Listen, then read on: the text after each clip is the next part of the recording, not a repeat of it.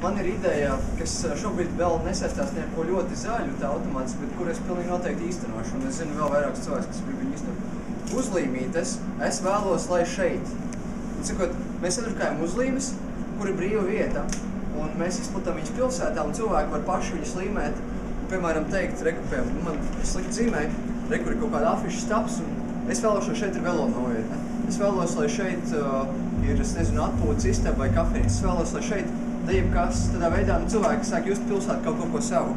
Tas, kas man ir vajadzīgs, kas ir arī, mēs aicinām jūs visus teikt, lai šo ideju īstenotu, man ir vajadzīgs idejas, kā tu varētu izmantot iniciatīvu atbalstīšanu kaut kādai pilsētas zaļumiškošanai, padarīšanai pa zaļāku.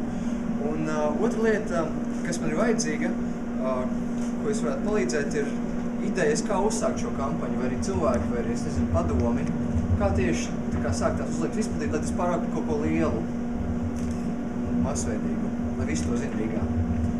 Pēc tam, paldies, tas ir tā man ideja.